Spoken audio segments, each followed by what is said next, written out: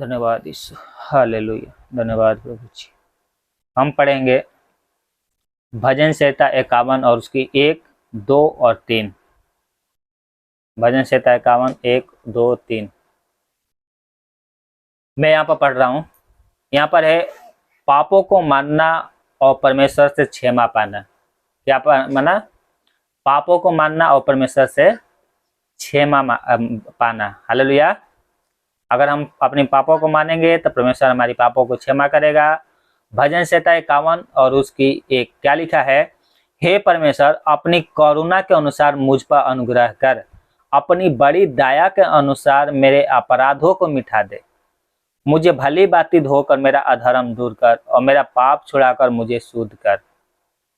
मैं तो अपने अपराधों को जानता हूँ और मेरा पाप निरंतर मेरी दृष्टि में रहता है। आमीन। हे पिता, इस वचन से हमें बोलने की सामर्थ दे, पवित्र आत्मा की अगुवाई दे। हाँ मेरे पिता, आप हमसे बातें करें। आपका धन्यवाद करते हैं, यीशु मसीह के नाम से प्रार्थना मांगते हैं। दया सुने, ग्रहण करें मेरे स्वर्गीय पिता। आमीन। ये क्या लिख रहा है? 3 में हम पढ़ रहे हैं, तो यहाँ पर क्या लिखा है?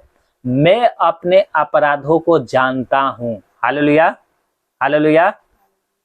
देखो, मैं अपने पाप को जानता हूं। आप अपने पाप को जानते हैं। आपकी बीमारी नहीं दूर हो रही है, वो आपके अंदर गलती है। क्या गलती है कि देखो, हम जब पाप करते हैं तो 3 लोग उस पाप को जरूर जानते हैं। आप याद रखना, एक तो खुद आप जानोगे, भले आपने अंधेरे में पाप किया है, छिप कर पाप किया है, तो आप उस पाप को जानते हो। ठीक है, दाऊद पाप किया, क्या किया? किसी को भी पता नहीं था, कानो कान किसी को भी पता नहीं था, लेकिन दाऊद को पता था कि मैंने पाप क्या किया है। परमेश्वर को पता था कि पाप इसने क्या किया है। और तीसरा क्या होता है? शैतान को भी पता रहता कि आपने कौन सी पाप किया। जिस पाप को आपने किया है उस पाप के लिए आप माफी नहीं मांगेंगे तो परमेश्वर आपको क्षमा नहीं करेगा। तो ये अंदर अंदर गलता जा रहा था, इसकी हड्डियां गल रही थी अंदर अंदर। मतलब एक होता है ना चिंता। आजकल क्या करते हैं लोग? चिंता करके, चिंता का मतलब क्या होता है? उनके पास कोई भी रास्ता नहीं बचता है तो जाके सुसाइड कर लेते हैं। मतलब वो अपने पापों को मानते तो हैं परंतु अपनी मन में मानते हैं, किसी को बताते नहीं है। अब क्या करेंगे? पहले सुसाइड का चिट्ठी लिख देंगे और जाकर सुसाइड कर लेंगे। फिर बाद में लोगों को पता चलता है कि इसने ये पाप किया था, ये गलती किया था, इसलिए क्या किया? इसने सुसाइड कर लिया। तो ये गलती के मानना नहीं होता है, ये गलतियों को मानना नहीं होता है। अब जाकर सुसाइड कर लेंगे तो सीधा नर्क में जाएंगे। कहाँ जाएंगे? सीधा नर्क में। यहाँ पे क्या लिखा है? 2 में पढ़ते हैं, 51 की 2 में, मुझे भली भांति धोकर मेरा अधर्म दूर कर और मेरा पाप छुड़ाकर मुझे शुद्ध कर। मैं तो अपने अपराधों को जानता हूं और निरंतर, क्या बोल रहा है? मेरा पाप निरंतर मेरी दृष्टि में रहता है। कहां पर रहता है? दृष्टि में। ये दूसरे को बता नहीं सकता। ये अपने पाप को, चाहे आपने जो गुप्त पाप किया है, कैसा भी पाप है जो दूसरों को बताने लायक नहीं है। हो सकता है आप अपनी पति को नहीं बता सकते हैं, अपनी पत्नी को नहीं बता सकते हम, है ना? ऐसा कुछ पाप होता है कि हमें बताने में क्या आता है? लज्जा आती है। क्या आती है? लज्जा। तो ये क्या बोल रहा है? ये दाऊद तो परमेश्वर से प्रार्थना कर रहा है और ये किसी को बता नहीं सकता। इसलिए क्या कह रहा है कि निरंतर मेरा जो पाप है ना, निरंतर मेरी दृष्टि में रहता है। ये इसका कहने का मतलब ये है कि मैं प्रार्थना करूं तो हे परमेश्वर, तेरे से किस मुंह से प्रार्थना करूं? मेरा पाप, जब भी मैं प्रार्थना करने बैठता हूं, मेरा पाप मेरे सामने आ जाता है, मेरे पाप मेरे सामने आ जाता है। और पता, ये खुलासा किया परमेश्वर के पास। इसने क्या किया? खुलेआम अपने पापों को माना। यहाँ पे लिखा है 32 की 5 में, भजन संहिता 32 की 5 में पढ़ो क्या लिखा है? यहाँ पे लिखा है, जब मैंने अपना पाप तुझ पर प्रकट किया और अपना अधर्म ना छिपाया और कहा मैं यहोवा के सामने अपने अपराधों को मान लूंगा, तब तूने मेरे अधर्म और पाप को क्षमा कर दिया। क्या कह रहा है? पाप को क्षमा, अधर्म को क्या कर दिया? परमेश्वर ने क्षमा कर दिया। हम सोचेंगे अरे ये तो बहुत बड़ा पाप है, अगर मैं मानूंगी तो पता नहीं परमेश्वर क्षमा करेगा, नहीं करेगा। नहीं, आप जो पाप को टूटे मन से परमेश्वर के सामने मानेंगे तो परमेश्वर क्या करेगा? क्षमा कर देगा। दाऊद ने क्या पाप किया था? एक तो व्यभिचार किया और दूसरे में क्या किया था? हत्या करवाया था। क्या करवाया था? ये मर्डर करवाया था उसकी पत्नी का, है ना? तो इतना बड़ा पाप को इसने क्या किया, परमेश्वर के सामने गया और प्रार्थना किया, हो सके उपवास भी किया होगा और अपने पापों को माना।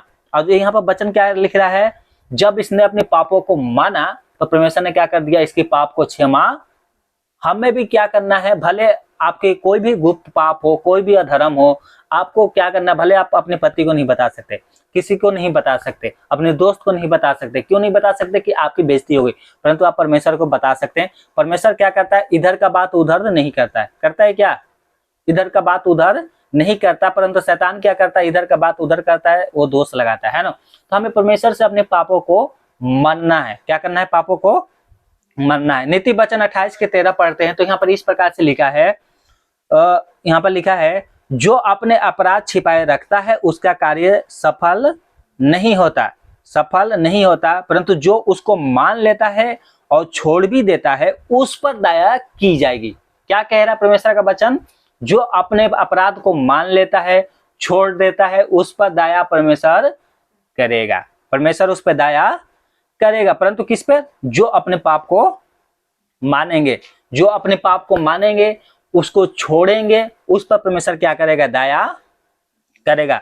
इस वचन को मैं फिर से पढ़ देता हूं, जो अपने अपराध छिपाए रखता है उसका कार्य सफल नहीं होता, परंतु जो उसको मान लेता है और छोड़ भी देता है उस पर दया की जाएगी। किस पर दया की जाएगी, जो मानता है और छोड़ता है उस पर दया परमेश्वर करेगा, उसकी पाप को क्या करेगा, परमेश्वर स्मरण नहीं करेगा, उसकी पाप को क्या करेगा, माफ कर देगा। तो आपको क्या करना है, अपने पापों को मानना है, तो आप किसी को मत बताओ, घुटने टेको, रो रो के अपने पापों को अंगीकार करो, परमेश्वर आपके पाप को क्षमा कर देंगे। परंतु शैतान जो है ना, शैतान वो क्या करता है, दोष लगाता, नहीं नहीं नहीं, तुम प्रार्थना नहीं करो, तुम्हारे पाप बहुत बड़ा है, वो क्षमा नहीं होगी, तुम क्या करो, जिसे चल रहे हो वैसे ही चलो। तो शैतान क्या करता है ना, बार बार दोष लगाता। देखो एक जगह वचन लिखा है, धर्मी चाहे 7 बार गिरे, कितने बार, 5 2 7 बार, धर्मी चाहे 7 बार गिरे तो भी वो उठ खड़ा होगा, परंतु दुष्ट लोग गिर कर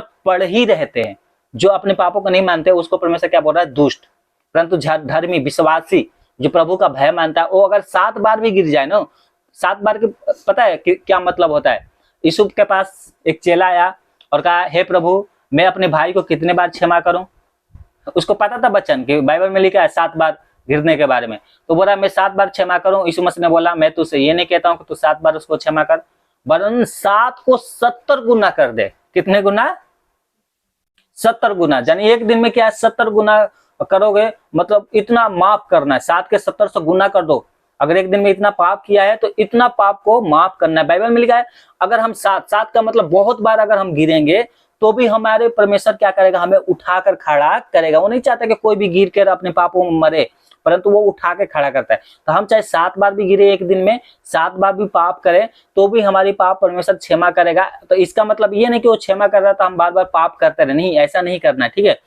परंतु मैं एक उदाहरण दे रहा हूं, आपने एक पाप किया और आप गिर गए, तो वचन में एक लिखा है कि धर्मी चाहे विश्वासी चाहे 7 बार गिरेगा तो भी वो उठ खड़ा होगा, परंतु जो परमेश्वर का भय नहीं मानता, वो दुष्ट लोग हैं, वो गिरेंगे और गिर के अपने पापों में मरेंगे और पाप में मरने के बाद नरकी में जाएंगे। परंतु आपको परमेश्वर कहता है कि आप उठो। क्या बोलता है परमेश्वर, आप उठो। एक वचन और पढ़ते हैं, यहाँ पर लिखा है 1 यूहन्ना 1:9, क्या लिखा है, यदि हम अपने पापों को मान ले तो वो हमारे पापों को, यीशु मसीह हमारे पापों को क्षमा करने और हमें सब अधर्म से शुद्ध करने में विश्वास योग्य और धर्मी है। हालेलुया, वो विश्वास हो गए, यीशु मसीह हमारा क्या है, विश्वास हो गए। अगर हम अपने पापों को मान लेंगे और छोड़ भी देंगे तो वो क्या करेगा, हमारी पापों को क्षमा कर देगा, हमारी पापों को क्षमा कर देगा। यहाँ पर वचन पढ़ते हैं, यदि हम अपने पापों को मान ले तो हमारे पापों को क्षमा करने और हमें सब अधर्म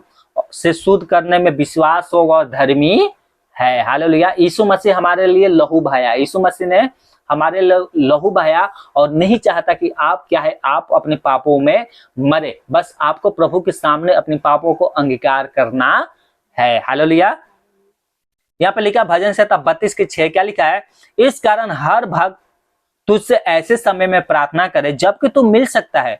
नीचे जब जल की बड़ी बाढ़ आई तो भी उस भक्त पर ना पहुंचेगी, वो भक्त के पास ना पहुंचेगी। मैंने बताया था दो मनुष्य के बारे में जो घर बना रहे थे, क्या वहां पर बाढ़ आया और दोनों घर से टकराया और उनका घर गिर के सत्यानाश हो गया, परंतु जो चट्टान पे बनाया था उसका घर नहीं गिरा और जो बालू पे घर बनाया था उसका घर गिर गया।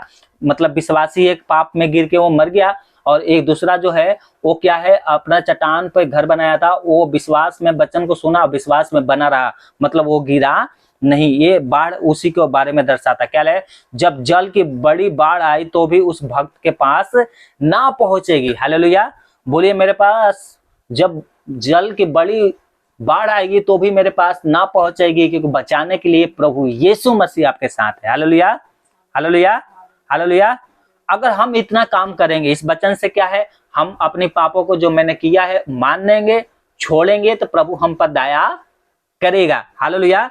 और उसके बाद चाहे आपके कोई भी बीमारी हो, आपके पैर के दर्द ठीक नहीं हो रहा, आपके पेट के दर्द ठीक नहीं हो रहा, डॉक्टर क्या कर रहे हैं, एमआरपी में क्या कुछ भी नहीं आया, सोनिया ने क्या किया, इतना पैसे भी खर्च किया है नो, कुछ भी नहीं है, जो भी है थायराइड की पता नहीं कौन कौन सी टेस्ट था सब करवा लिया, 5-6 टेस्ट था उसका, सब करवा लिया, शरीर में कुछ भी नहीं आया। तो फिर डॉक्टर क्या बोल रहा है उससे कि हे बहन मैं किसको दवाई दूं, किस चीज की दवाई दूं, तो कोई रिपोर्ट में आया ही नहीं बीमारी, तो मैं दवाई क्या दूं। तो इसका मतलब क्या है, शरीर में बीमारी है और रिपोर्ट में बीमारी आ नहीं रहा है, तो इसका मतलब एक ही है कि शैतान की जो आत्मा है ना, दुष्ट आत्माएं जिससे हम लोग भूत प्रेत करते हैं, उसके घर में है, उसके घर में है, उसके शरीर में क्या है, काम कर रही है, उसको पीड़ा पहुंचा रही है। तो इसलिए परमेश्वर का वचन ये कहता है हम अपने पापों को मान लेंगे, छोड़ देंगे, तो परमेश्वर हमारे ऊपर दया करेगा। अब वचन में लिखा मत्ती 21:22 में, और जो कुछ तुम प्रार्थना में विश्वास से मांगोगे वो सब तुमको मिलेगा, वो सब तुमको मिलेगा। अगर हम अपने पापों को मान देंगे, छोड़ देंगे, भले आप कितना भी रिपोर्ट करा लो और डॉक्टर बोले अरे इसमें तो तुम्हारा बीमारी ही नहीं है ना, अब डॉक्टर रिपोर्ट देखेंगे तभी तो आपको देंगे ना इलाज कराने के लिए, दवाई देंगे।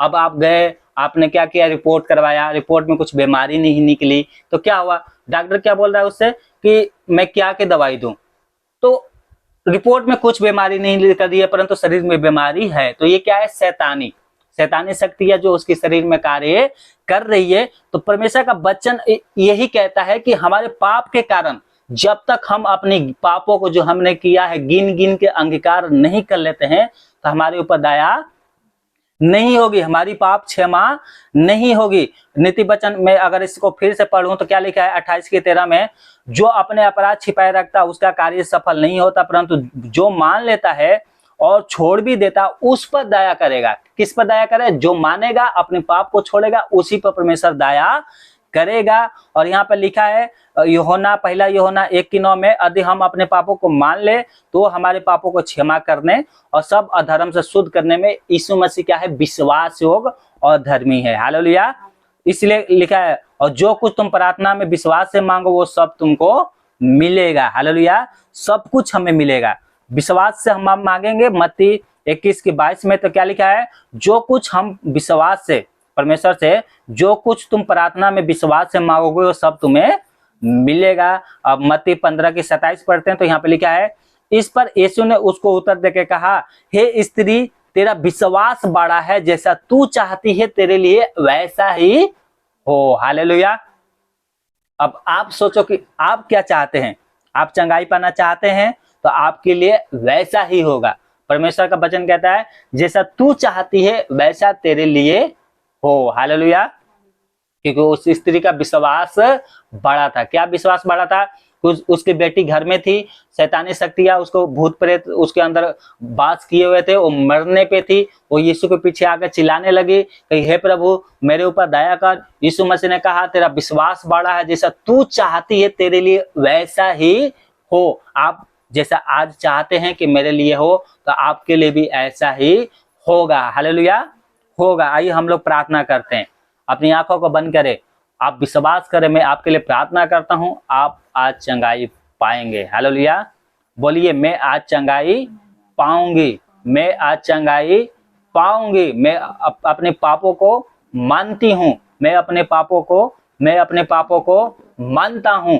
हे परमेश्वर मेरे ऊपर दया कर, मैं जो पाप किया वो मुझे पता है कि मैंने कौन सी पाप किया और ये पाप मेरे दृष्टि में बना रहता है, उस पाप को मैं मानती हूँ। तेरे वचन में लिखा है, जो अपने अपराध छिपा कर रखता है उसका कार्य सफल नहीं होता, परंतु जो मान लेता है और छोड़ भी देता है उस पर दया की जाएगी। मैं अपने पापों को मानता हूँ। जिस प्रकार से दाऊद ने अपने पापों को माना और आपने उनको क्षमा कर दिया, उसी प्रकार से मैं भी अपने पापों को मानती हूँ।